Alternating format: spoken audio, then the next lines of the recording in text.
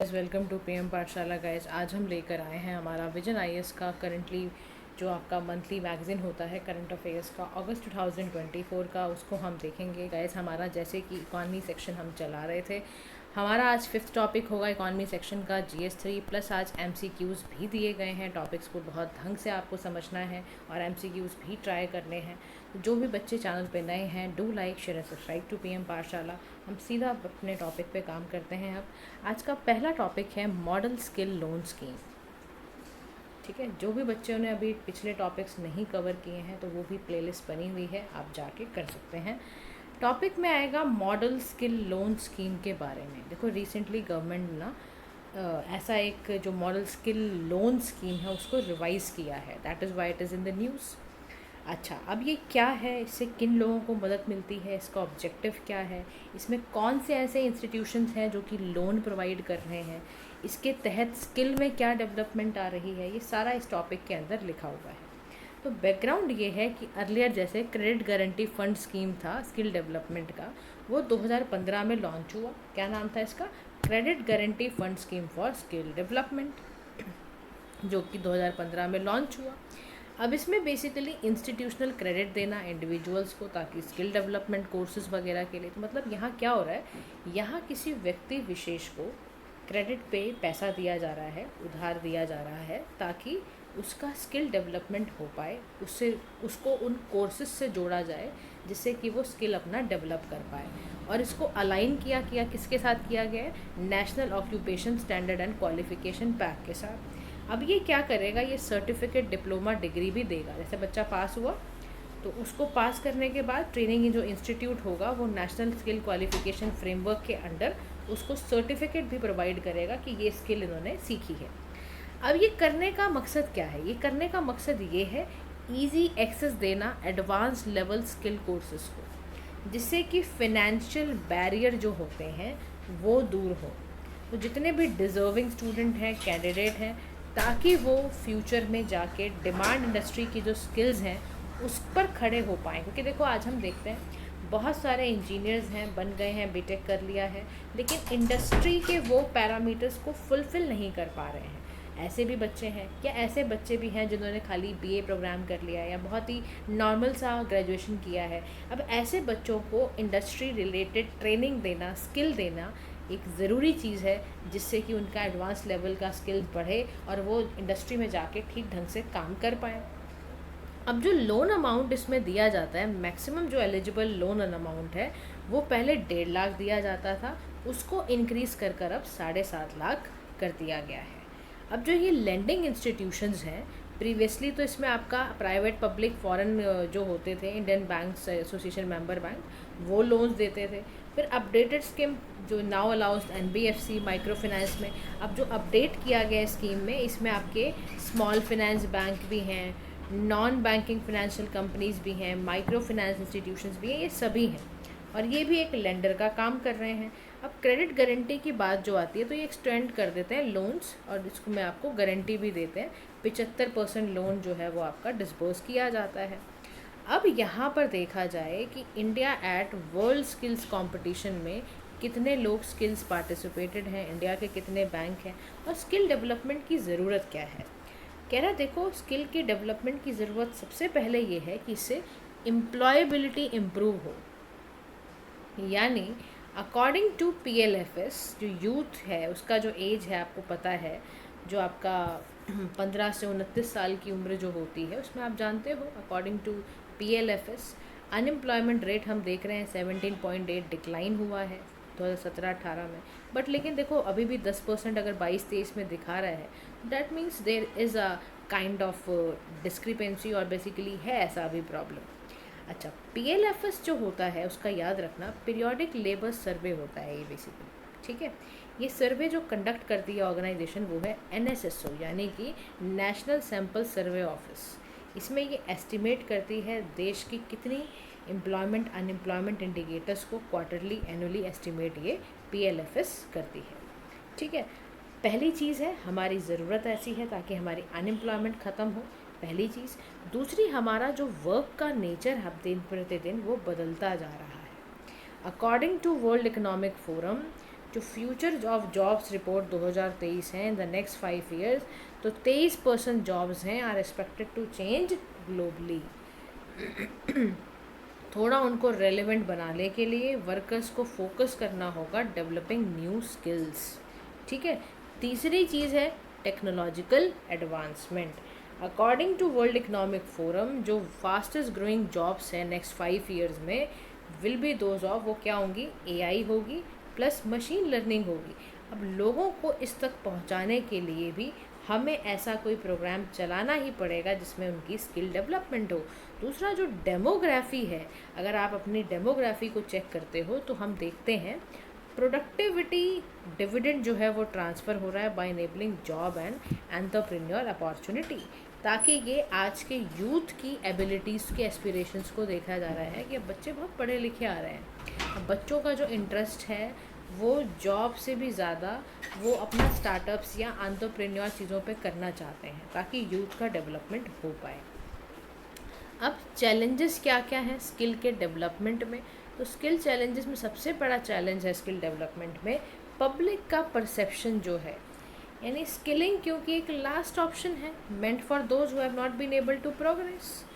अब देखो क्या होता है आप भी अपने स्कूल टाइम में नोटिस करते होगे कि जब आपने कोई ऐसा सब्जेक्ट ले लिया है जो साइंस का नहीं है, जो कॉमर्स का नहीं है, जो आर्ट्स बैकग्राउंड का नहीं है, बिल्कुल वोकेशनल सब्जेक्ट्स आपने लिए हैं जिससे आप जॉब वॉब कर पाओ, तो स्किल डेवलपमेंट में ना सबसे बड़ा चैलेंज यही आता है कि लोगों का ये परसेप्शन है क्योंकि ये कुछ कर नहीं पाएगा, फॉर्मल एकेडमिक एजुकेशन क्योंकि ये कर नहीं पा रहा है, इसलिए चलो इसके पास कोई और ऑप्शन नहीं था तो इसने स्किलिंग ली है। एक तो ये बड़ी गलत बात है, इतना नेगेटिव परसेप्शन है कि vocational training is inferior to academic education, ये बड़ी समस्या है। फिर दूसरी प्रॉब्लम ये है एडुक्वेट अप्रेंटिसशिप इकोसिस्टम ना होना, यानी जो एजुकेशन इंस्टीट्यूशंस हैं वहाँ पर इंडस्ट्री के साथ मिलकर एक रेगुलर फ्रेमवर्क, एक इंफ्रास्ट्रक्चर बना नहीं हुआ है, जिसकी वजह से स्किल डेवलपमेंट नहीं हो पाती है। फिर तीसरी बात है एम्प्लॉयमेंट स्किल का मिसमैच। कह रहा अकॉर्डिंग टू इकोनॉमिक सर्वे 23-24 आपका 4.4% जो यूथ है वो 15 से 29% जो है उसको फॉर्मल वोकेशनल ट्रेनिंग मिलती है, और अनदर जो 16.6% है उसको ट्रेनिंग इनफॉर्मल सोर्सेज से मिलती है। फिर चौथी चीज़ है mismatch between demand and supply. Demand and supply का मिसमैच होना भी एक बड़ी समस्या है सेक्टोरल एंड स्पेशियल लेवल्स पर। ठीक है। मेंटोरशिप की कमी है, एडिक्वेट एक्सेस टू फिनेंस नहीं है, स्टार्टअप्स के लिए पैसा ही नहीं है, तो आप कैसे बना पाओगे? तो ये एक भारी समस्या है। फिर गवर्नमेंट इनिशिएटिव ऐसे क्या क्या लिए जाएं? तो गवर्नमेंट इनिशिएटिव में पहली एक ऐसी चीज़ है एक स्किल इंडिया मिशन, यानी ये रीस्किलिंग, स्किल को डिलीवर करना, अपस्किलिंग ट्रेनिंग बनाना, ताकि ये जगह जगह के सेंटर्स में से प्रधानमंत्री कौशल विकास योजना है, जन शिक्षण संस्थान है, ये सारे संस्थान यहाँ पर क्या कर पाएँ? स्किल इंडिया पर काम कर पाएँ। जितने भी नए नए लोग हैं जो कि नॉन लिटरेट हैं या जो पढ़े लिखे नहीं हैं उन तक एजुकेशन पहुँचाई जाए। तो स्किल इंडिया मिशन इस पर काम भी कर रहा है, जगह जगह पे जाकर हमने AR/ML टेक्नोलॉजी से मिलकर भी हम ये काम ये करते चले जा रहे हैं। फिर दूसरी चीज़ है आपकी skill India digital platform, skilling सिखाना, एजुकेशन एम्प्लॉयमेंट पे काम करना, नेशनल स्किल डेवलपमेंट काउंसिल जो कि 2008 में इस्टेब्लिश की गई non profit public limited company है और इसका काम है स्किल डेवलपमेंट करना। वे फॉरवर्ड में कह रहा है सीमलेस लर्निंग करिकुलम होना बेहद ज़रूरी है, यानी कि basic education, technical training, job entry, ये सारी की सारी चीज़ों को कॉन्टिन्यूएशन में चलाना बहुत ज़रूरी है कि देखो ऐसा ना हो कि हम वर्क प्लेस में चले गए तो हमारी लर्निंग रुक जाए। वहाँ पर भी हम जब जॉब पर भी बंदा है तो उसको डे बाय डे ट्रेनिंग हम देते चले जाएं ताकि वो नए नए चेंजेस वर्क इन्वायरमेंट पे जो हो रहे हैं उसको एक्सेप्ट और अडॉप्ट कर पाए। दूसरी चीज़ है holistic policy integration for skill development, यानी स्किल डेवलपमेंट आपको मर्ज करना है लेबर में, सोशल में, इंडस्ट्रियल ट्रेड, टेक्नोलॉजी में, ताकि एक कॉम्प्रिहेंसिव अप्रोच के साथ काम किया जा सके। फिर इंडस्ट्री एजुकेशन अलाइनमेंट की बात भी है, एक ऑनगोइंग डायलॉग है between employer and training institutions, ताकि एक ऐसा कैरिकुलम बन पाए जो एम्प्लॉयर चाहता है उसी बेस पे कैरिकुलम तैयार करके बच्चों को स्कूल लेवल पर ही सिखाना ज़रूरी है। समझ रहे हो आप? फिर ग्लोबल बेस्ट प्रैक्टिसेस की तरफ बढ़ने की ज़रूरत है। यानी कह रहा है जर्मनी में जो dual technical and vocational education training system है, इसमें हम चाहते हैं एक्टिव पार्टिसिपेशन, इंगेजमेंट होना, फिर इंक्लूसिव स्किल एक्सेस होना, एक्सपेंड करना क्वालिटी ट्रेनिंग सभी डेमोग्राफिक्स की, चाहे रूरल हो, मार्जिनलाइज्ड ग्रुप हो, ताकि प्रोडक्टिविटी, इनकम वगैरह बढ़ती चली जाए। फिर इसी में एक कमेटी में रिकमेंडेशन बहुत अच्छी डाली और उस कमेटी का नाम था शारदा प्रसाद कमेटी रिकमेंडेशन। इसने क्या बोला कि हमें एक रीइंबर्सेबल इंडस्ट्री कंट्रीब्यूशन क्रिएट करना है। यानी इस रिकमेंडेशन द्वारा हम सभी बिजनेसमैन को ये कहना चाहते थे कि जो 10 हैं और 10 से ज़्यादा जो भी एम्प्लॉयज़ हैं वो कम से कम क्या करते जाएं, वो बेसिकली 2% से ज़्यादा कंट्रीब्यूट करें जो भी टोटल वेज एक्सपेंस उनके फंड पर आ रहा है। यानी कोई ऐसा सिस्टम बना दें कि भाई जो एम्प्लॉई है, जितने भी बिजनेसेस हैं विद 10 और मोर एम्प्लॉयज़, उनको ये बोला जाए कि टोटल वेज एक्सपेंसेस में से ये फ़ंड जो है उनको दिया जाए। ठीक है, ये खर्चा उठाया जाए बिजनेसेस द्वारा। फिर dedicated vocational education training system बनाओ। आप इंजीनियरिंग कॉलेजेस में भी आप एक ही सोच के चल रहे हो, खाली थ्योरेटिकल पढ़ाई पढ़ाने से कुछ नहीं होगा। आप बेसिकली 11th-12th में ही जो भी बच्चे पास आउट हैं या जो भी IITI वगैरह कर रहे हैं, इन सभी बच्चों के लिए एक ट्रेनिंग सिस्टम तैयार करो ताकि ये इंडस्ट्री लेवल पर जाके काम कर सकें। कह रहे हैं इंश्योर अपवर्ड मोबिलिटी होनी चाहिए स्टूडेंट की, डिप्लोमा है या जो भी है, देखो इनको कम से कम डिप्लोमा डिग्री तो दो ना। आप ऐसा ना हो कि आपने उनको टरका दिया, क्योंकि इसीलिए बच्चे फिर स्किल डेवलपमेंट प्रोग्राम्स कोर्सेज को ज्वाइन नहीं करते हैं, क्योंकि वो पता है कि इस सर्टिफिकेशन का, इस डिग्री का कोई फ़ायदा नहीं होगा। तो उनके मन में ये बात ना आए, इसलिए कुछ ऐसा तरीका अपनाना है कि जिससे उनको कोई डिग्री, डिप्लोमा वगैरह आप ये इंश्योर कर पाओ। अच्छा, नेक्स्ट टॉपिक आपका है ट्रांजिट ओरिएंटेड डेवलपमेंट। क्या होता है transit oriented development? Union budget 2024-25 में अनाउंस हुआ कि यूनियन गवर्नमेंट एक ट्रांजिट ओरिएंटेड डेवलपमेंट प्लान बनाए 14 लार्ज सिटीज़ में, जिसकी पॉपुलेशन 30 लाख है। क्या बोल रहा है यूनियन बजट ने? अभी रिसेंटली साफ साफ बोला है कि हमें transit oriented development 14 large cities में बनानी है, जिसकी पॉपुलेशन 30 लाख हो।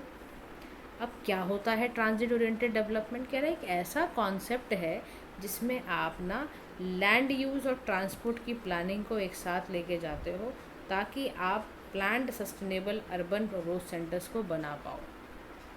ठीक है, देखो कुछ ऐसे सा होता है ये, यहाँ ट्रांजिट स्टॉप है, ट्रांजिट रूट है, हाई डेंसिटी, ये हर तरह का बनाया जाता है। अब ये ट्रांजिट स्टेशंस क्यों बनाए जा रहे हैं? मन में सवाल ये आना चाहिए आपका। मन में सवाल अगर आ ही गया है तो देखो, ट्रांजिट ओरिएंटेड डेवलपमेंट या ट्रांजिट स्टेशन इसलिए बनाए जा रहे हैं ताकि अर्बन डेवलपमेंट कॉम्पैक्ट हो, पेडेस्ट्रियन को चलने की भी जगह मिले, बाइसिकल वाला बंदा हो तो वो बाइसिकल चला पाए, साइकिल चला पाए, कोई क्लस्टर जॉब वाला हो तो वो निकाल के जा पाए, हाउसिंग सर्विसेज, एमिनिटी सबका ध्यान रखने के लिए, यानी कि एक planned urban sustainable growth centre बनाने के लिए एक वॉकेबल बनाने। देखो आज आप सड़कों पे वॉक नहीं कर सकते हो, पता चला मार के ही चला गया क्यों? क्योंकि एक सिस्टमैटिक स्ट्रक्चर क्रिएटेड नहीं हो रखा है। इसीलिए चाहा जा रहा है कि भाई ये ट्रांजिट स्टेशंस को तैयार किया जाए। ट्रांजिट स्टेशंस क्या होते हैं? बेसिकली जो आपका ट्रांजिट ओरिएंटेड डेवलपमेंट है, इसका काम है ट्रांजिट स्टेशंस बनाना। कह रहे जैसे मेट्रो स्टेशंस हैं या और दूसरे वॉकिंग डिस्टेंस वाले जो भी हैं, वहाँ पर कॉरिडोर तैयार करना, पेडेस्ट्रियन ट्रिप्स बनाना बेसिकली, ताकि वो कोई शॉपिंग, एंटरटेनमेंट वाला काम भी वो कर पाएँ। तो देखो जो कंपोनेंट है TOD के, वो क्या है? एक इन्फ्लुएंस जोन है, मतलब एक ऐसा एरिया जो ट्रांजिट स्टेशन के पास में है। ठीक है, जहाँ पर आपके बहुत सारे लोग आते हैं, राइडर्स जो पब्लिक ट्रांसपोर्ट के होते हैं वहाँ होते हैं, वो है ना। एक इंक्लूसिव हाउसिंग भी हो जाए, मल्टी मॉडल इंटीग्रेशन भी हो जाए, कि प्रायोरिटाइज़ किया जाए हाँ पेडेस्ट्रियंस को भी। तो ये सब काम ज़रूरी है। अब सिग्निफिकेंस क्या है TOD का? तो सिग्निफिकेंस TOD का क्या है? सबसे पहला, एग्लोमेरेशन इफ़ेक्ट्स, यानी हायर डेंसिटीज़ को प्रमोट करना, जॉब्स का concentration banana with relatively small areas. तो जो TOD है क्रिएट्स एग्लोमेरेशन इफ़ेक्ट भी क्रिएट करता है। अब आप समझो कि एग्लोमेरेशन इफ़ेक्ट्स क्या होता है और इससे सिटी के क्यों कॉम्पिटिटिवनेस को बढ़ाया जाएगा इससे मदद से। देखो दोनों ही बातों में आपको ध्यान रखना है। एग्लोमेरेशन का मतलब ये होता है मास और कलेक्शन ऑफ थिंग्स। ठीक है, सिंपल टर्म में अगर आप बात करते हो तो इसका मतलब सीधा होता है कि बहुत सारे डिफरेंट चीज़ों का एक साथ गैदर होना, तो कह रहा देखो जब हायर डेंसिटी होती जा रही है, आप देखते ही हो ना, उतनी ज़्यादा डेंसिटी है, जॉब्स को भी लोगों को मिलेगी, स्मॉल एरिया के लोगों को, तो देखो इसीलिए तैयार किया जा रहा है कि लोकल जो वहाँ लोग होंगे उनको जॉब मिलेगी, वो कम से कम रेडी फेरा वेरा हॉकिंग का काम भी कर सकते हैं, और जिससे सिटी का कॉम्पिटिटिवनेस बढ़ेगा। तो यानी कि ये जो एग्लोमरेशन इफेक्ट ये होगा कि इससे जॉब डेंसिटी बढ़ेगी। एग्जाम्पल के तौर पर इकोनॉमिक प्रोडक्टिविटी 5 से 10% हो जाएगी। फिर ये लिवेबल सिटी हो जाएगी, रहने लायक हो जाएगी। कैसे? हाई क्वालिटी पब्लिक एरिया होगा, कम्यूटिंग डिस्टेंस को कवर करने के लिए कम समय लगेगा। कह रहा देखो ग्लोबल लाइबिलिटी इंडेक्स 2024 जो है उसमें दिल्ली मुंबई की रैंक 141 है, मतलब 141वीं रैंक है आउट ऑफ 173 सिटीज़ ग्लोबली। कह रहे ये तो अच्छी बात नहीं है। अब आप मुझे ये बताओ, क्वेश्चन आपसे मैं ये करती हूँ, कमेंट सेक्शन में बताना, ग्लोबल लाइबिलिटी इंडेक्स रिपोर्ट कौन सी ऑर्गेनाइजेशन निकालती है? Who publish global liability index 2024? ठीक है। अच्छा, इसके बाद एफिशिएंट होगा पब्लिक ट्रांसपोर्टेशन। अगर आप ट्रांजिट ओरिएंटेड डेवलपमेंट करते हो तो इससे आपको जॉब, सर्विसेज, हाउसिंग, ये सब आपका अच्छा होता चला जाएगा। आपकी प्राइवेट कार्स जो आप इतनी ज़्यादा डिपेंडेंसी रहती है वो सब ख़त्म होगी। समझ रहे हो आप बात को? तो ये भी शॉर्टर टाइम लगेगा चीज़ों को कवर करने के लिए। मास ट्रांजिट होगा तो उससे आप लार्जर पैसेंजर का फ्लो ला सकते हो, वो फ़ायदा हो जाएगा। और फिनेंसिंग इम्प्रूव होगी, यानी जो प्रॉक्सिमिटी है टू मास ट्रांजिट, इससे आपका नेबरहुड को भी बहुत फ़ायदा मिलेगा।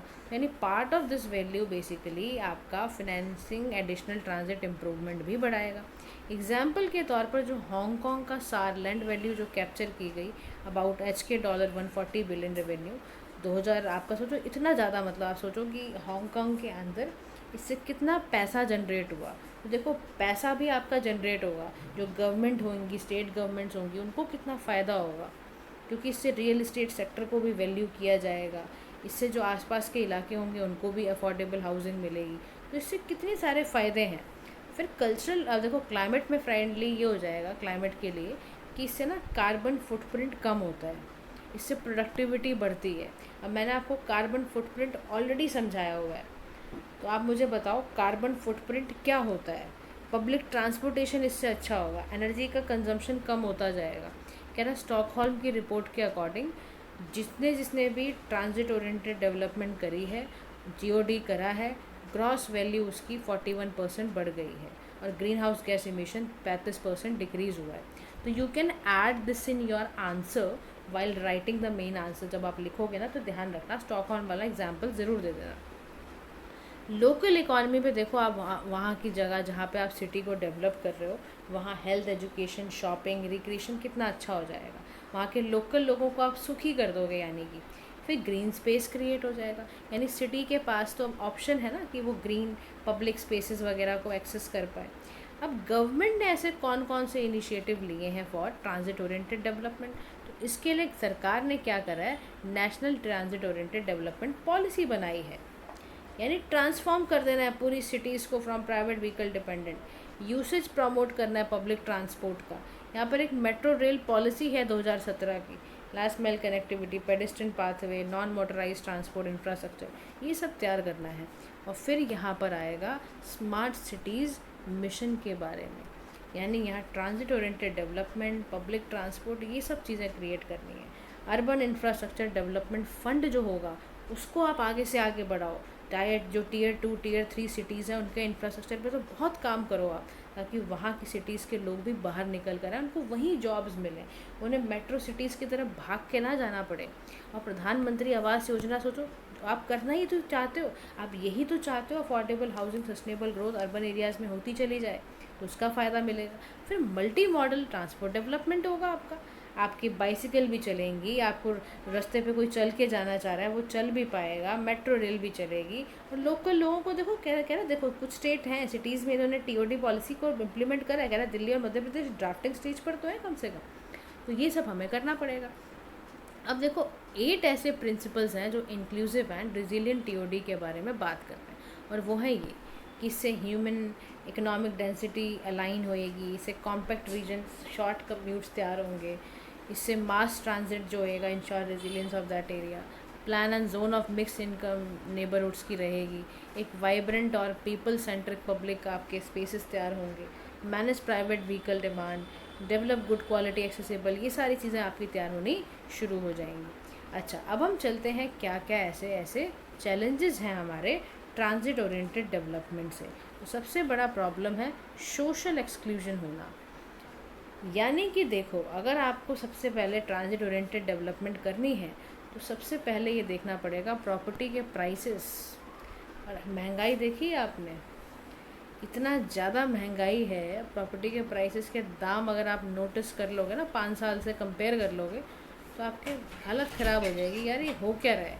फिर ये कह रहा है कि इससे जेंट्रिफिकेशन भी होगा, यानी कि इससे जो करेक्टर है पुअर अर्बन एरिया का इस change bye wealthier people, moving in, improving housing, attracting new businesses, तो प्रोसेस जिसमें कि आप बेसिकली जेंट्रिफिकेशन में पुअर एरिया है, मान लो कोई सिटी एक्स पे ना, अब वहाँ पर इन्फ्लक्स होगा मिडिल क्लास वेल्दी लोगों का जो रिनोवेट रीबिल्ड करेंगे हाउस भी बिजनेसेस भी, है ना। अब उससे सोचो प्रॉपर्टी की वैल्यू कितनी बढ़ जाएगी, और जो वहाँ के लोग हैं तो रहने देंगे ये वेल्दी लोग, उनको कभी भी नहीं रहने देंगे, हटा देंगे ये उनको। फिर कोऑर्डिनेशन की कमी है, रीजनल कोऑर्डिनेशन नहीं है मेट्रोपॉलिटन लेवल पर, इनएडिक्वेट पॉलिसीज़ हैं, रेगुलेशंस हैं, तो for strategically creating articulated densities वगैरह क्रिएट करी गई हैं, एडमिनिस्ट्रेटिव कंस्ट्रेंट्स हैं like the neglected urban design, फिर फिनेंशियल कंस्ट्रेंट है यानी रियलाइजेशन नहीं है फंड का कोई भी। तो ये सारी समस्याओं से चैलेंज तो है, पर ऐसा क्या किया जाए जिससे कि ये समस्याएं हल हों और ट्रांजिट ओरिएंटेड डेवलपमेंट पूरी तरह से हो पाए। तो कह रहा है इसलिए वर्ल्ड बैंक ने 3 वैल्यू फ्रेमवर्क क्रिएट करा है ताकि साइमल्टेनियसली हमारे जो ट्रांजिट स्टेशन हैं, सराउंडिंग एरियाज़ हैं, वो अच्छे से काम कर पाएँ। उसमें सबसे पहली चीज़ है नोड वैल्यू, यानी ये importance of a station in the public transit network को अच्छे से कर पाए, यानी पैसेंजर ट्रैफिक, इनका connection with other transport modes, ये सारी चीज़ों को कर पाए। यानी कि हमें पब्लिक ट्रांजिट नेटवर्क की सबसे पहले उस स्टेशन की इम्पोर्टेंस को समझना होगा, वहाँ का कैसा पैसेंजर ट्रैफिक है, वहाँ कौन कौन से ट्रांसपोर्ट मोड जा सकते हैं वो देखने पड़ेंगे। फिर प्लेस वैल्यू कि इस एरिया में सबसे ज़्यादा क्वालिटी और अट्रैक्टिवनेस क्या है, उसके अकॉर्डिंग ही हमें लैंड यूज़ की डाइवर्सिटी को ध्यान में रखना है। फिर तीसरा है मार्केट पोटेंशियल वैल्यू पे ध्यान रखना है, यानी जो अनरियलाइज मार्केट वैल्यू है उस पर भी हमें ध्यान रखना है कि लैंड की कितनी डिमांड है, नंबर ऑफ़ जॉब्स कितनी हैं, सप्लाई कितनी है, इस सारी की सारी बातों का हमें ध्यान में रखना होगा। अब हम चलते हैं अपने लास्ट टॉपिक की और इसके बाद सीधा ही शॉर्ट्स हैं। देखो टॉपिक क्या है, long term capital gains and indexation benefit. क्या होता है ये, लोकसभा ने फिनेंस बिल 2024 क्लियर करा और अमेंड करने को बोला long term capital gains tax provision on immovable properties. ठीक है, अब इसके आप सब समझ रहे हो बात को कि यहाँ पर एक फिनेंस बिल आया, उसने साफ बोला है कि इमूवेबल प्रॉपर्टी में से लॉन्ग टर्म कैपिटल के टैक्स प्रोविज़न को थोड़ा सा चेंज करा गया है। अब आपको सबसे पहले तो यही पता होना चाहिए भाई इमूवेबल प्रॉपर्टी क्या होती है। इमूवेबल प्रॉपर्टी का साफ सा मतलब है कि ऐसा असेट जिसके पास कैपेबिलिटी नहीं है मूव करने की, यानी कि मेरा रियल इस्टेट मार्केट है ना, मेरी रेजिडेंशियल प्रॉपर्टी, मेरा वेयर हाउस, मेरा मैन्युफैक्चरिंग यूनिट, फैक्ट्री, ये सारे के सारे इमूवेबल प्रॉपर्टी का पार्ट है। अब इसी में यहाँ पर ये कह रहा है कि इसमें हमने क्या करा है, long term capital gain tax को यहाँ पर हमने क्या करा है, रिवाइज करा है, उसके टैक्स प्रोविज़न को अमेंड करा है। अब long term capital gain tax या short term capital gain tax क्या होता क्या है ये, तो लॉन्ग टर्म कैपिटल गेन तब अराइज होता है जब प्रॉपर्टी बेचनी हो for more than 24 months, arises from selling property held for more than 24 months. जब 24 महीनों से ज़्यादा की प्रॉपर्टी बिकी हुई हो जाए तो उसमें से long term capital gain tax लगता है। तो आपको पता होना चाहिए long term capital gain tax के बारे में भी, इसके बारे में और डिटेल में हम समझते हैं। तो यहाँ पर ये देखो कैपिटल गेन टैक्स का मतलब होता है जो भी प्रॉपर्टी आपने जनरेट करी है, जब उसको बेचते हो ना तो उसमें से आपका टैक्स कटता है, long term property gain tax. अच्छा, इसको थोड़ा सा और डिटेल में करते हैं, then you will understand whole concept. इसमें एक कॉन्सेप्ट आता है ग्रैंड फादरिंग का। ग्रैंड फादरिंग याद रखो, कोई ऐसा वर्ड नहीं है, ये लेगेसी क्लॉज है, यानी यहाँ पर आप उन व्यक्तियों को एग्जेम्प्ट करते हो जहाँ पे कोई व्यक्ति, कोई एंटिटी कंटिन्यू तरह से कोई काम कर रही है जो कि अप्रूव भी है before the implementation of new rules, तो उसी को हम ग्रैंडफादरिंग कहते हैं। अच्छा, अमेंडमेंट यहाँ पर कैसे आई, क्या आई, समझते हैं। अमेंडमेंट में बोला गया है, कैसे आई है, जब प्रपोजल गया कि भाई इंडेक्सेशन जो बेनिफिट है उसको रिमूव करना है। क्या करना है, इंडेक्सेशन बेनिफिट को रिमूव करना है। अब हमें समझना है इंडेक्सेशन बेनिफिट क्या होता है या इंडेक्सेशन क्या होता है। सबसे पहले तो आप इंडेक्सेशन समझो क्या होता है। इंडेक्सेशन का मतलब है एक ऐसा प्रोसेस जिसमें आप एसेट के ओरिजिनल परचेज प्राइस को एडजस्ट करोगे, यानी कि इन्वेस्टमेंट को एडजस्ट करोगे ताकि इन्फ्लेशन का जो इम्पैक्ट है वो न्यूट्रलाइज हो पाए। क्या हो पाए, वो हो पाए। तो इसको न्यूट्रलाइज करने के लिए अब इंडेक्सेशन बेनिफिट का क्या मतलब हुआ, इसका मतलब जो ओवरऑल टैक्स लायबिलिटी है उसको रिड्यूस कराना। कैसे, purchase price of underlying asset को एडजस्ट करके ऐसा कराया जाता है। तो अमेंडमेंट जो है वो कॉन्टिन्यूएशन में अबॉलिश कर देगा इंडेक्सेशन बेनिफिट को, ग्रैंडफादर प्रॉपर्टीज एक्वायर करेगा द स्टेट। अब की प्रोविजंस क्या है अमेंडमेंट एक्ट को लेके, तो पहली चीज़ है चॉइसेस ऑफ टैक्स पेयर। तो अमेंडमेंट ऑफर करेगा टैक्स पेयर को चॉइस। क्या चॉइस देगा, दो चॉइसेस देगा। पहली चॉइस है ओल्ड स्कीम रिजाइन, सेकेंड है new scheme resign. Old scheme resign का मतलब क्या है, 20% LTCG यानी long term capital gain tax with indexation benefit. अब क्या हुआ है नई स्कीम के द्वारा कि इसको 12.5% कर दिया गया है, वो भी विदाउट इंडेक्सेशन बेनिफिट। तो जब भी परचेज होगी प्रॉपर्टी उसकी कट ऑफ डेट भी दी है, कट ऑफ डेट होगी 23 जुलाई 2024। इसके बाद की प्रॉपर्टी जो भी बेची गई हैं, खरीदी गई हैं, उसमें यही नई रेजाइम लगेगी। तो कट ऑफ डेट याद रखना 23 जुलाई है। उसके बाद 12.5 LTCG लगेगा बिना इंडेक्सेशन के। इसमें एग्जेम्पशन भी इन्हांस करी गई है, यानी कि exemption limit 1 lakh listed equity वगैरह पे रखी गई है। जो पहले 1 लाख थी अब 1.25 लाख हो गई है।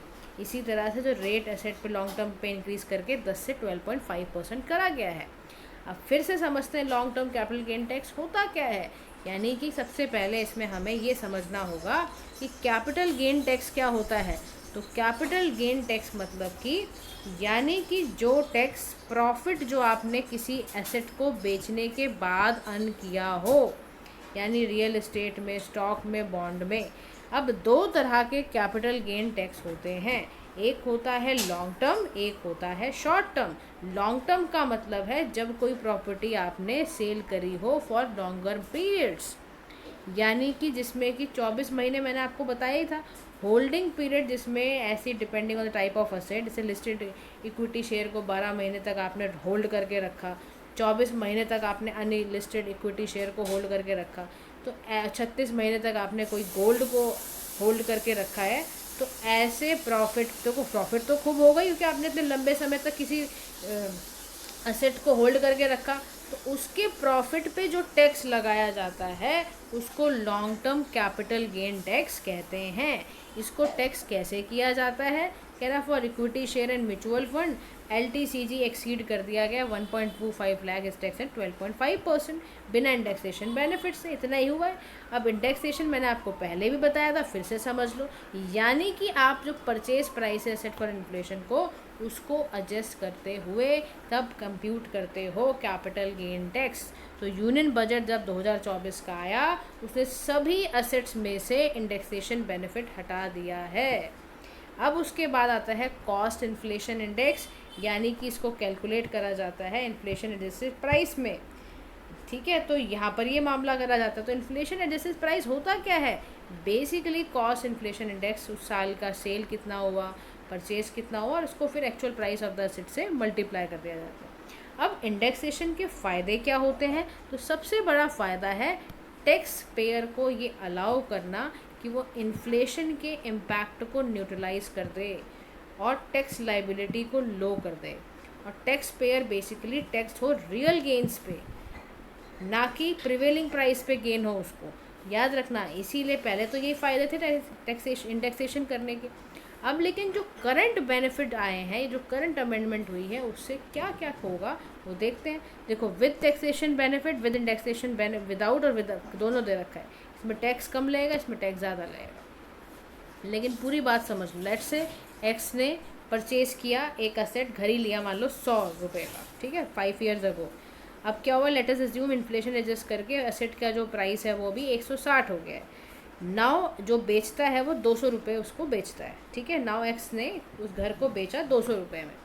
अब अगर तो विद टैक्सेशन बेनिफिट है तो इसमें टैक्सेबल कैपिटल गेन को आप एडजस्ट करोगे, तो 200 रुपये माइनस इन्फ्लेशन एडजस्ट करके आपका जो टैक्सेबल कैपिटल गेन हुआ प्रॉफिट वो 40 रुपये हुआ सेलिंग प्राइस मिला के, है ना। मतलब आपका अल्टीमेटली जो प्रॉफिट होगा वो 40 का आएगा, है ना, taxable capital gain.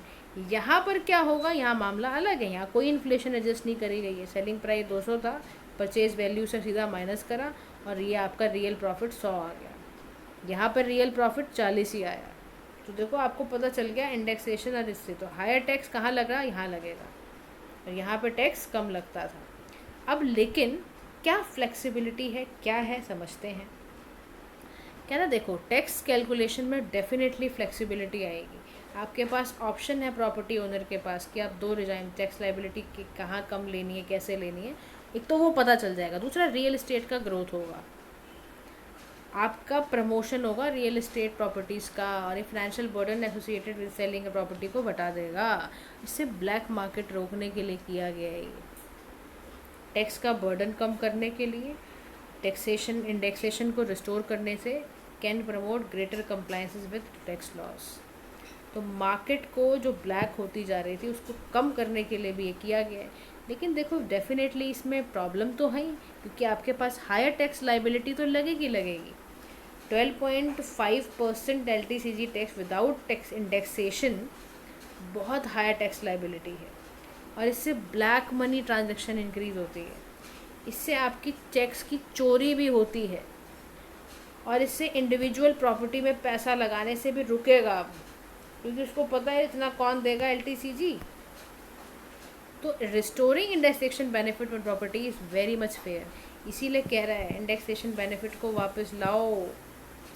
However also raise concern regarding unfair cut off date के बारे में भी, कैसे आपने कट ऑफ डेट 23 जुलाई कर ली भाई, हम भी जाने, अंडर वैल्यू कर दिया आपने तो एसेट को ही।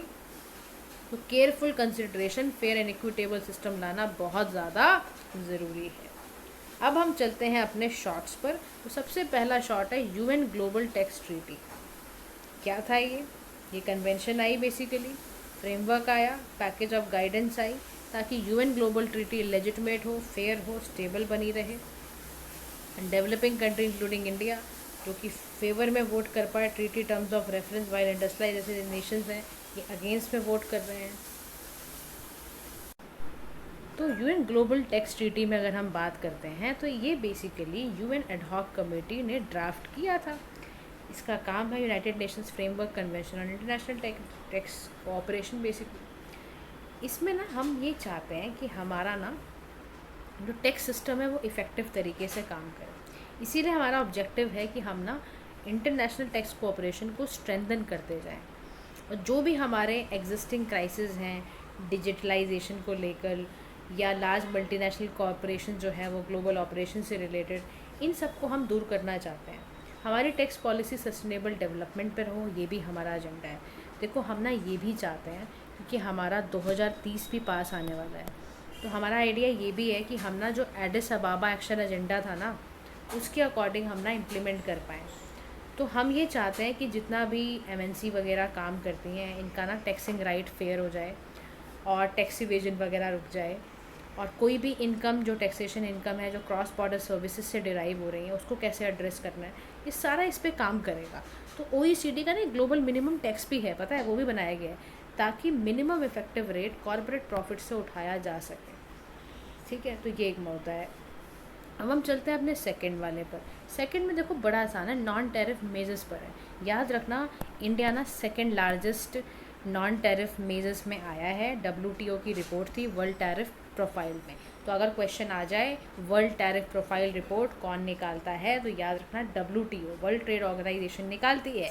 फिर नॉन टैरिफ मेजर्स का मतलब, टैरिफ मतलब टैक्स, यानी कि कोई जो आपके पॉलिसी मेजर्स हैं ऑर्डिनरी कस्टम टैरिफ्स के अलावा ये डेट्रीमेंटल होते हैं इंटरनेशनल ट्रेड इन गुड्स, ये क्वांटिटी को चेंज कर देते हैं। एग्जाम्पल के तौर पर जो कोटा या प्राइस कंट्रोल आप लगाते हो ट्रेड पे, सैनिटरी पाइथो सैनिटरी मेजर्स ले लेते हो, यानी बहुत सारे ऐसे नॉन टैरिफ मेजर्स हैं जिसमें कि पब्लिक हेल्थ पर असर पड़ता है, जिससे कि टैक्स पर भी असर पड़ेगा ही पड़ेगा। तो आपको बहुत ज़्यादा ज़रूरत है ऐसे करना। अब हम सबसे पहले ना ये भी एक बात समझ लेते हैं कि सैनिटरी या पाइथो सैनिटरी मेजर्स क्या होते हैं, सैनिटरी मेजर्स लेने की क्या ज़रूरत पड़ती है।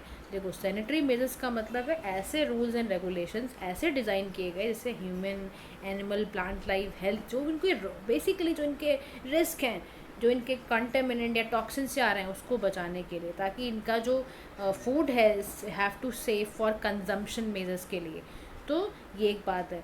अच्छा, पाइथो सैनिटरी में यहाँ पर मतलब क्या है, ये सारे मेजर्स हैं, स्टैंडर्ड है, ताकि हम कंट्रीज़ को प्रोटेक्ट कर पाएँ human, animal, plant life from risk से बचाने के लिए लिया जाता है। ठीक है, तो वो बात है, हमारा नॉन टैरिफ मेजर्स इन्हीं को कहते हैं। तो इंडिया इसमें क्या है, लार्जेस्ट यूज़र है। ठीक है, चलिए आगे। नेक्स्ट हमारा आता है डेट स्वैप्स, यानी डेट फॉर डेवलपमेंट स्वैप्स। अब डेट फॉर डेवलपमेंट स्वैप्स क्या होता है, बेसिकली ये आपका एक फ्रेमवर्क पेपर है जो कि IMF रिलीज़ करता है। कौन रिलीज़ करता है, IMF। डेट स्वैप क्या है, एक अग्रीमेंट है सरकार का एक या दो से ज़्यादा क्रेडिटर्स के बीच में, जो सॉवरेन डेट को रिप्लेस कर कर बनाया गया है। अब देखो, इसका गोल पता है क्या है, डेवलपमेंट गोल्स पे काम करना, यानी कि नेचर का कंजर्वेशन का कोई मुद्दा हो, किसी रिफ्यूजी को सपोर्ट करना हो, न्यूट्रिशन, क्लाइमेट, एजुकेशन का मुद्दा हो, तो इसमें क्राइटेरिया ये होगा कि इसमें अप्रोप्रिएट डिटरमिन करने के लिए किसी भी कंट्री का डेट सिचुएशन देखा जाएगा और उसका नेट फिनेंशियल बेनिफिट क्या है ये देखा जाएगा। दो कैटेगरी में चुने जाएंगे, एक बायलैटरल, एक आपके कमर्शियल। ठीक है, इस कैटेगरी में आएंगे। अब हम चलते हैं नेक्स्ट टॉपिक की ओर, जिसका नाम है वर्ल्ड ट्रेड स्टैटिस्टिकल रिव्यू। ये एक फ्लैगशिप स्टैटिस्टिकल पब्लिकेशन है, की डेटा निकालती है। इंडिया इसमें 8th पोजीशन पर है ग्लोबल एग्रीकल्चर एक्सपोर्ट में। इंडिया 18 मर्केंडाइज एक्सपोर्ट करता है, चाइना, USA, जर्मनी, इसमें टॉप 3 डेस्टिनेशंस हैं। तो याद रखना है, वर्ल्ड ट्रेड स्टैटिस्टिकल में इंडिया की पोजीशन एग्रीकल्चर को लेकर 8th है। ठीक है, move to next report, that is global employment trends, basically youth का 2024 की रिपोर्ट है। तो जितनी भी रिपोर्ट्स आ रही हैं लगाते जाओ, इस रिपोर्ट को ILO निकालता है। एम्प्लॉयमेंट से रिलेटेड है तो ILO 20th एनिवर्सरी पब्लिकेट कर रहे थे ये लोग, तो उसमें इन्होंने चैलेंजेस देखा कि यूथ एम्प्लॉयमेंट पे रिलेटेड क्या प्रॉब्लम आ रही है, यूथ को क्या अचीव करना है। तो पोस्ट कोविड रिकवरी के लिए ILO ने बताया कि जो ग्लोबल अनएम्प्लॉयमेंट रेट था वो 13% था पहले, अब आपका लोवेस्ट इन 15 ईयर्स, और 64.9 जो मिलियन यूथ है वो अनएम्प्लॉयड है। इसमें कह रहे हैं एक नीड स्टेटस भी बताना चाहूँगा मैं आपको। कह रहा क्या होता है वो, कह रहा not in employment training and आपका एजुकेशन एंड ट्रेनिंग। फिर यहाँ पर 2 in 3 जो यंग वुमेंस हैं नीट की, वो वुमेन हैं, यानी कि लेबर मार्केट का एक्सक्लूजन यहाँ बहुत होता है, करती नहीं है। ग्लोबल हमारे साथ बड़े सारे चैलेंज है ना, इनइक्वालिटी बहुत है। आप सोचो 5 में से 4 जो यंग एडल्ट है वो रेगुलर पेड जॉब में है, और 1 in 5 low income high income country में। सोचो यही रेशो, सोचो कितनी गड़बड़ मामला है। यही रेशो 5 में से 1 बंदा पेड जॉब में, रेगुलर पेड जॉब में, हाई आपकी लो इनकम कंट्री से। सोचो आप कितना बड़ा डिस्पैरिटी है। फिर उसके बाद जो ग्रोथ है यूथ लेबर फोर्स की अफ्रीका में बाय 2050, अगर आप रीजन्स का देखो बहुत कॉन्ट्रैक्ट होती जा रही। नॉर्थ अमेरिका, आप हंसोगे, नॉर्थ अफ्रीका पूरा अनएम्प्लॉयड है, बड़ा दुख की बात है यार ये। उसके बाद आपका देखो अरब स्टेट में बुरा हाल है। आप सोचो 1 in 3 यूथ वो जा रहा है बेचारा, लेबर फोर्स में इन्वॉल्व है। यूथ वेलबींग, ओहो बहुत स्ट्रेस्ड है, जॉब है नहीं, स्टेट ऑफ इकॉनमी ख़राब है, एजुकेशनल मिसमैच कितना ज़्यादा है। तो रिकमेंडेशन रिपोर्ट की यही आई है कि एजुकेशन को इन्हांस करा जाए, ट्रेनिंग को इम्प्रूव करा जाए, प्रमोट किया जाए एंटरप्रेन्योरशिप। और उसके बाद हमारा नेक्स्ट टॉपिक आता है बैंकिंग लॉज अमेंडमेंट बिल 2024, जो लोकसभा में अमेंड करके क्रिएट करके बनाया गया है। तो बैंकिंग सेक्टर इवॉल्व हुआ है ओवर ईयर्स, और इसमें चाहता है बैंकिंग गवर्नेंस को इम्प्रूव करना। तो इसके अंदर ये चारों बिलों को अमेंड करा गया है, चाहे वो RBI एक्ट 1934 हो, बैंकिंग रेगुलेशन हो, SBI एक्ट हो, ये सारा। अब की प्रोविजन इस बिल के क्या हैं, नॉमिनीज इंक्रीज़ करो। सबसे पहली बात, डिपॉजिटर को साफ बोला गया है नॉमिनेट अप टू 4 नॉमिनीज़ को लेकर आना है। और जितने भी सक्सेसिव नॉमिनीज़ होंगे उनका स्पेसिफिक ऑर्डर में नाम आएगा और ये भी बताया जाएगा इनको कितना कितना क्लेम देना है। जैसे मान लो आपका nominee A B C D है, आपने कहा नॉमिनी ए को 40% मिलेगा, इसको 20% मिलेगा, इसको 15 मिलेगा, इसको 5% ही मिलेगा। ये सारी बातें आपको लिख के देनी है वहाँ पर, ठीक है। उसके बाद ये क्या कह रहे हैं कि जो भी इन्वेस्टर एजुकेशन प्रोटेक्शन फंड है उसमें आप ना इसको इनेबल कर दो, पूरा इसको इस्टेब्लिश करो अंडर कंपनीज एक्ट 1956। इसका एक काम है इन्वेस्टर्स की अवेयरनेस और प्रोटेक्शन इन्वेस्टर्स की बढ़ाना। फिर इनकी ये भी करना कि ना इनका जो होल्ड है 5 लाख से 2 लाख इसको करना, और जितना भी प्रोविजंस है फॉर कोऑपरेटिव बैंक्स में टेंडर और डायरेक्टर्स का एक्सटेंड करना। तो इसमें क्या होगा, इससे कंसिस्टेंसी बढ़ेगी इन रिपोर्टिंग टू आरबीआई, इससे अनक्लेम डिपॉजिट रिड्यूस होंगे। अनक्लेम डिपॉजिट्स क्या होते हैं, वो बैलेंस सेविंग करंट अकाउंट के जो कि 10 साल से ऑपरेट नहीं किए गए हैं, वो ऐसे के ऐसे ही पड़े गए हैं फ्रॉम डेट ऑफ मैच्योरिटी होने के बाद भी उस पर कोई भी जब कोई क्लेम करने ना आए तो वो भी अब क्या कर दिया गया है, उसके लिए नॉमिनी नंबर्स को इसीलिए इन्हांस करने के लिए बोला है।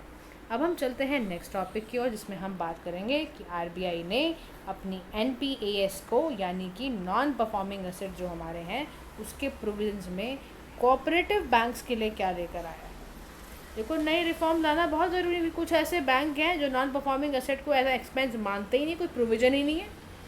तो जो नो ऐसे कई नए जो आपके नॉर्म्स हैं उसको कैसे यूनिफॉर्मिटी में लेकर आना है उसको रिलेटेड करके बोला गया है। क्या किया जाए इससे रिफॉर्म आए, तो कह रहा है देखो कोऑपरेटिव बैंक्स के लिए तो एक बैंकिंग रेगुलेशन है, एक अम्ब्रेला ऑर्गेनाइजेशन है। कोऑपरेटिव बैंक बोले तो क्या, यानी वो बैंक जो कि किसी मेंबर द्वारा ओन्ड एंड ऑपरेट करे जा रहे हैं, ये रूरल एरिया में भी है, ये अर्बन एरिया में भी है। तो प्रोविज़न ऐसे लाए जा रहे हैं कि देखो जी जो भी आपका under income recognition asset qualification आ रहा है उसको चार्ज किया जाए as an expense after accounting for all provisions. अब इशूज़ क्या है कोऑपरेटिव बैंक है, इसका रीजनल डिस्पैरिटी बहुत ज़्यादा है। कह रहा है 82% जो टोटल यूएसीबी है या 90% जितनी ब्रांचेज है इसकी वो वेस्टर्न सदर्न रीजन्स में है, नॉर्थ में है ही नहीं, ईस्ट में है ही नहीं। मैनेजरियल जितनी भी एक्टिविटीज़ है इसको स्टेट गवर्नमेंट देखती है या नाबार्ड वगैरह इसको आरबीआई सुपरवाइज करती है। फिर यहाँ पर इतना ज़्यादा नॉन परफॉर्मिंग एसेट है कि क्या कैपिटल रेस करते होंगे, सोचो आप, पैसा ही नहीं है। ये समस्या इनके साथ है। फिर आपका नेक्स्ट टॉपिक है फ्रंट रनिंग। फ्रंट रनिंग में क्या हुआ, सेबी ने एक म्यूचुअल फंड को फ्रॉडलेंट ट्रांजैक्शन से बचाने के लिए, फ्रंट रनिंग से बचाने के लिए क्या करा। फ्रंट रनिंग बेसिकली एक ऐप का क्या होता है, एक नॉन पब्लिक इन्फॉर्मेशन हो जाती है जो कि डायरेक्टली बायर या सेल सिक्योरिटी के पास चली जाती है। बायर या जो भी सेलर होता है और वो ऑप्शन या फ्यूचर कॉन्ट्रैक्ट को ज्वाइन करता है, और इससे तो आप किसी भी मतलब फाइनेंशियल मार्केट को हिला के रख दोगे, अनइवन कर दोगे प्लेइंग फील्ड को। अब याद रखना भारत देश में फ्रंट रनिंग क्या है, इलीगल है। कि कोई भी नॉन पब्लिक इन्फॉर्मेशन अगर बाहर चली जाए और उससे आप ख़रीद लो या इनडायरेक्टली वो करो तो उससे आपको क्या असर पड़ेगा। और उसके बाद आपका टॉपिक है नेक्स्ट आपका वाइट कैटेगरी सेक्टर्स। अब वाइट कैटेगरीज क्या होती हैं, will not require prior permission of the state pollution control boards. तो यहाँ पर permission officially consent to establish and consent to operate देने की कोशिश की जा रही है। वाइट कैटेगरी सेक्टर कौन से होते हैं, वो सेक्टर जो कि नॉन पोल्यूटिंग होते हैं। तो सीपीसीबी ने इनको भी अलग करा है, यानी कि इसमें विंड सोलर पावर प्रोजेक्ट वगैरह, एयर कूलर्स का असेंबल करना, बाइसिकल का असेंबल करना, ये सारा काम किया जाता है। नेक्स्ट टॉपिक है आपका क्लाइमेट को कैसे रेजिलेंट किया जाए, कैसे बायोफर्टिफाइड क्रॉप्स को रिलीज़ किया जाए, इस पर है मुद्दा। तो प्राइम मिनिस्टर ने 109 high yielding climate resilient बायोफर्टिफाइड crops को निकाला है। आई कार है इसमें नई नई वेराइटीज़ को यूज़ करा जा रहा है, क्रॉप इंप्रूवमेंट प्रोग्राम चलाए जा रहे हैं, क्रॉप प्रोवाइड में इसमें जीनोमिक्स है, फिनोमिक्स है, कन्वेंशनल ब्रीडिंग है। ये सारे ऐसे काम किए जा रहे हैं जिससे हमारा क्लाइमेट हमारी क्रॉप्स को ख़राब ना कर पाए। इसीलिए हम क्लाइमेट रेजिलेंट के लिए ही एडवर्स वेदर कंडीशन को झेल देने से ही तो हमने बिटुमिनस कॉटन का निर्माण किया था। हम बीटी कॉटन क्यों लाए, इसीलिए लाए, हम चाहते हैं एग्रीकल्चर यील्ड बढ़े। वर्ल्ड इकोनॉमिक फोरम का तो सपना है कि जो 16% अगर आपका एग्रीकल्चर यील्ड ड्रॉप हो जाएगा तो उसके लिए तो आपकी फूड सिक्योरिटी चिंता में आ जाएगी। फिर चाहे आपका पीएम पोषण वाला हो, चाहे फार्मर की इनकम बढ़ाना हो, ये सब काम आपके बड़े आसानी से हो जाएंगे अगर आप क्लाइमेट रेजिलेंट और साथ साथ क्रॉप मैनेजमेंट पे चलते जाओ। अब इसी में मैंने आपको एक प्रोसेस बताया, बायो फर्टिफिकेशन क्या होता है, किसी भी फूड क्रॉप की न्यूट्रिशनल वैल्यू को इन्हांस करना, यानी कि उसमें आयरन जिंक वगैरह को बढ़ाना। जैसे वीट ग्रेन है उसमें आपने आयरन और जिंक बढ़ा दिया, तो वो हो गया। लैब टू लैंड प्रोग्राम क्या है, यही करता है, टेक्नोलॉजी की मदद से एग्रीकल्चर यूनिवर्सिटी फार्मर को बहुत समझाती है उसके सॉइल के बारे में, उसके लैंड के बारे में, हर चीज़ के बारे में। अब आता है नेक्स्ट हमारी जो स्कीम है, open market sale scheme. States rice purchase करते हैं एफसीआई से, कैसे, OMSS domestic, without participating, e auction में जाते ही नहीं वो, क्योंकि अगस्त से 2024 से ऐसा रखा गया। इससे क्या होगा, जो ह्यूज सरप्लस ऑफ स्टॉक था वो रिड्यूस होगा, कमेंसमेंट वगैरह ख़त्म होगी। ओएमएसएस का सीधा सा मतलब है जो फूड ग्रेन ऑफर किए जाते हैं ओपन मार्केट में, इसको ministry of consumer affairs fix करती है इसका प्राइस, और इससे क्या होता है, मार्केट का प्राइस कंट्रोल रहता है और महंगाई को बचाने का ओएमएसएस एक बहुत अच्छा साधन है। अच्छा, नीति आयोग ने रिपोर्ट निकाली सी वीड वैल्यू चेन पर। टाइटल क्या है इसका, strategy for the development of seaweed value chain. Seaweed क्या होती हैं, जो आपके ना मरीन प्लांट्स नहीं होते हैं जो कीचड़ वाले पानी में होते हैं, ऐसा लगाओ आप, मैक्रो एल्गे होते हैं जो आपके रिवर लेक्स और दूसरी बॉडीज़ में रहते हैं, उनको कहते हैं। ये एक्वा कल्चर्स बनाते हैं, ये फिशिंग एक्वा कल्चर आपके बहुत 1.5% इंडिया का जीडीपी है। सीवीड फार्मिंग का इतना फ़ायदा है, कह रहा देखो इससे ना बायो एक्टिव कंपाउंड बनाते हो, फूड में डाल सकते हो, फार्मास्यूटिकल्स के लिए अच्छा है, कार्बन इससे ख़त्म होगा, मिनरल्स B1 B12 इसी से आता है। सीवीड इतना इंपॉर्टेंट होता है, कह रहा लेकिन प्रॉब्लम क्या है कि इसके लिए कोई पॉलिसी नहीं है, कोई इकोलॉजिकल कंसर्न ये होता है कि कोरल रीफ और बायोडाइवर्सिटी पे बड़ा इम्पैक्ट डालती है। इसके साथ ये भी दिक्कत है कि इसके क्वालिटी सीड्स को अवेलेबल कराना बड़ा मुश्किल है। तो इसको प्रमोट करने के लिए ना कुछ रेगुलेटरी फ्रेमवर्क पहले से तैयार करे गए हैं, कुछ सोशल सिक्योरिटी मेजर्स भी लिए गए। तो कह रहा है इसीलिए इंडिया ने PM मत्स्य योजना बनाया था। एक्सपर्ट हमने VK श्रीवास्तव, जो आपके श्रीवास्तव हैं नीति आयोग के, इन्होंने भी चेयर करके एक पॉलिसी बनाई थी। और हम ऑफशोर कल्टीवेशन अंडमान में इसीलिए कर रहे हैं ताकि हम ये कर पाएँ। फिर ग्रेन ATM की बात आती है। ग्रेन ATM कहाँ आया, वर्ल्ड आपका WFP गवर्नमेंट ऑफ उड़ीसा लेकर आया ये, तो आपका ये भी बहुत ज़रूरी है भाई मामला। अब यहाँ पर ना 24/7 ग्रेन ATM जो है वो भुवनेश्वर में है बेसिकली, तो वर्ल्ड फूड प्रोग्राम कहते हैं WFP को, ठीक है। तो इंडिया जो आपका पहला जो ग्रेन है वो अन्नपूर्ति है इसका नाम, और इसको उड़ीसा में फूड ग्रेन, ताकि बेनिफिशरी जो भी हैं जो नेशनल फूड सिक्योरिटी एक्ट के अंदर आता है उन्हीं को मिल पाए। 75% रूरल पॉपुलेशन, 50% अर्बन पॉपुलेशन को इसी ग्रेन ATM से सब्सिडाइज फूड ग्रेन मिलता है। UN वर्ल्ड प्रोग्राम क्या है, रोम इटली में इसका हेडक्वार्टर्स है, 1961 में आई थी, और मेड इन इंडिया प्रोडक्ट बनाती है ये। इसका काम है डिस्पेंस करना, quantity selected grain, wheat, rice, millet मिलता है इसमें, हर बेनिफिशरी को मिलता है। यूनिवर्सल एक्सेस है, एनर्जी एफिशिएंट है, सोलर पैनल पे चलता है ये, और इससे हंगर मिटाने की कोशिश की जा रही है। फिर जन पोषण केंद्राज हैं, इसको आपका लाया गया है मिनिस्ट्री ऑफ कंज्यूमर अफेयर द्वारा, आपके फेयर प्राइस शॉप्स द्वारा इसको लाइसेंस किया जाता है एसेंशियल कमोडिटीज़ को। अब जन पोषण केंद्र क्या है, यानी diverse range of nutrition rich food item यहाँ पर देखने को मिलते हैं। गुजरात, राजस्थान, तेलंगाना और यूपी के अंदर ये मिलते हैं। फिर आता है भारतीय वायुयान विधायक 2024, जो कि लोकसभा में इंट्रोड्यूस हुआ। कह रहा है इट वॉज रिप्लेस 90 ईयर, जो ओल्ड आपका एयरक्राफ्ट एक्ट था 1934 का, उसको रिप्लेस करके बनाया गया है। इसे एग्जिस्टिंग लॉ की एम्बिग्यूटी खत्म हो, ताकि ईज़ ऑफ डूइंग बिजनेस पड़े, इसलिए करा जा रहा है, ताकि कन्वेंशंस वगैरह को इम्प्लीमेंट करने का मौका मिले। अब इसका काम पता है क्या, इस बिल का काम ये है कि एयरक्राफ्ट डिज़ाइन रेगुलेशन करना और कवर करना ड्रोन्स, अनमैन्ड एरियल व्हीकल्स वगैरह को। सेंट्रल गवर्नमेंट को कहा जा रहा है कि कोई भी जो इंटरेस्ट पब्लिक सेफ्टी से रिलेटेड है उस पर ज़्यादा से ज़्यादा काम किया जाए। और उसके बाद आपका QCI स्वराज्य रिकॉग्निशन योजना, जिसमें क्वालिटी काउंसिल ऑफ इंडिया काम कर रही है। क्वालिटी काउंसिल ऑफ इंडिया क्या है, ऑटोनॉमस नॉन प्रॉफिट ऑर्गेनाइजेशन है जो expert mission of European union के रिकमेंडेशन पे काम करती है। इसका काम है स्टेट्स को, ऑर्गेनाइजेशन को रिकॉग्नाइज करना, रिवॉर्ड करना स्टेट्स को कि आपने ये काम बहुत अच्छा किया है और इससे विकसित इंडिया हमारा सपना जो है वो फुलफ़िल हो रहा है। इसमें 4 पिलर्स हैं, शिक्षा, स्वास्थ्य, समृद्धि, सुशासन यानी कि गवर्नेंस, ठीक है।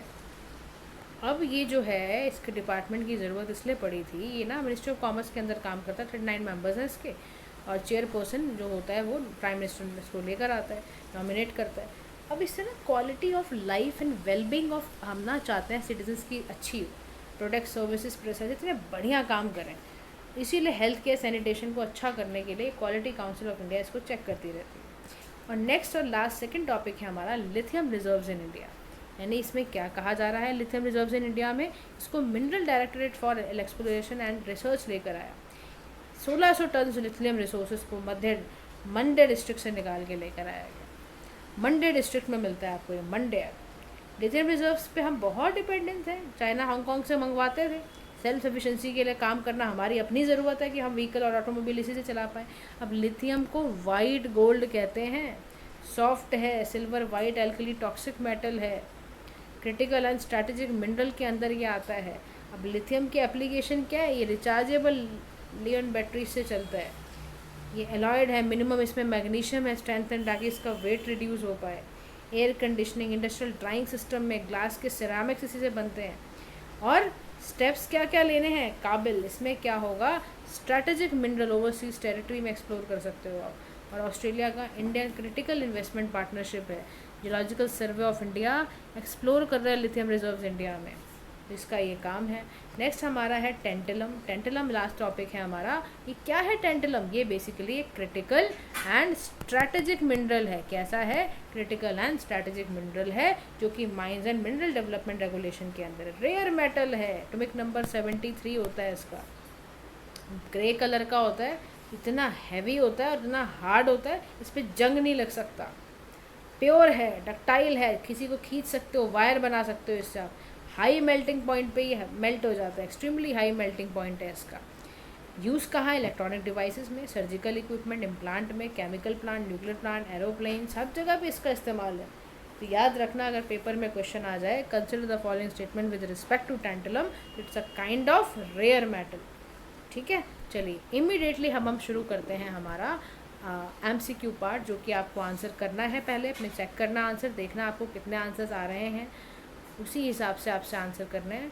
तो आपका ये MCQ का पार्ट है, ध्यान से करते जाओ। देखो पहला question related to digital agriculture mission है, क्वेश्चन पढ़ो, आंसर करो, फिर देखो। फिर question number 2 is related to Krishi Vigyan केंद्र, क्वेश्चन पढ़ो, पॉज करो और आंसर करो। Next question is doubling farmer income की बात की जा रही है, इसको करो।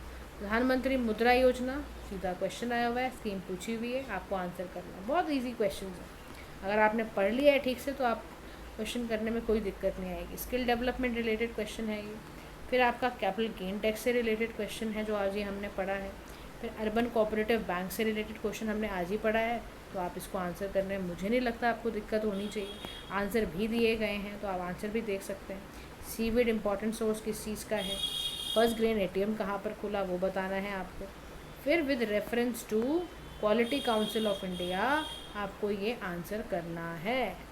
अभी हमने पढ़ा ना क्वालिटी काउंसिल ऑफ इंडिया, अभी सारे आंसर्स भी इसके वीडियो पॉज करो, देखो आपके कितने आंसर्स ठीक हैं। एक्सप्लेनेशन जहाँ दी गई है वो एक्सप्लेनेशन भी आपने पढ़नी है, ताकि आपकी पूरी तरह से इसकी तैयारी हो जाए। ठीक है जी, तो आज के लिए गाइस इतना ही, सारे ऑप्शंस देख लो आप। और if you have any doubt, please let us know in the comment section. Thank you so much for listening. Do like, share and subscribe to PM Pathshala. Have a nice day to all.